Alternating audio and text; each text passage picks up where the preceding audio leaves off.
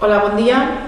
Esquerra Unida, a través de la nostra diputada autonòmica Marina Albiol, hem fet una pregunta a les Corts Valencianes per escrit a la senyora Català, la consellera d'Educació, en la que se demanava una còpia de l'expedient sobre les queixes que s'han rebut en els últims anys per la Conselleria per el mal estat de conservació del Col·legi l'Assumpció.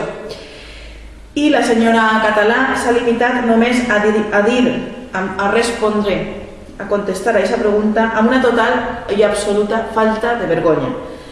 Ha contestat que se va procedir a la revisió de tota la instal·lació i el centre està inclòs en el Pla de Revisió d'Infraestructures Educatives.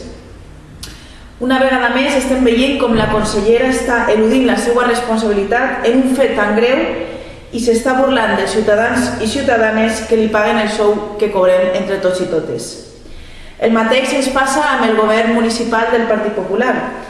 Fa quasi 2 mesos que Esquerra Unida hem demanat el mateix a la regidora d'Educació, la senyora Salvador, perquè les queixes que s'han presentat en els últims anys estem demanant i s'acòpia d'aquestes queixes sobre l'estat de conservació del Col·legi l'Assumpció. La regidora encara no ens ha facilitat la documentació que li hem demanat i veient com una vegada més la senyora regidora d'Educació, la senyora Salvador, s'està burlant dels ciutadans i ciutadanes que li paguen el sou que cobra de l'Ajuntament.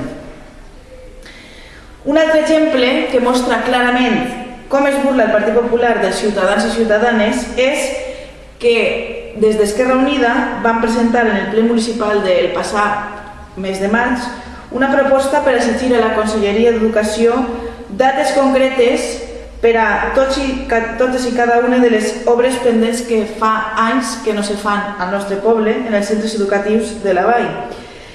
El PP es va negar a aprovar aquesta proposta que va presentar el grup municipal d'Esquerra Unida i la va canviar absolutament per altra proposta que consistia en demanar a la Conselleria que revisara els centres educatius. Aquesta proposta que va plantejar el Partit Popular ja la va proposar el grup socialista fa mesos i el Partit Popular va votar en aquest moment que no. Va votar que no, perquè van dir que ja s'estava fent aquesta revisió dels centres educatius del nostre poble. Està molt clar que el PP actua amb una absoluta, total i falta de vergonya i no està assumint totes les responsabilitats que són seues.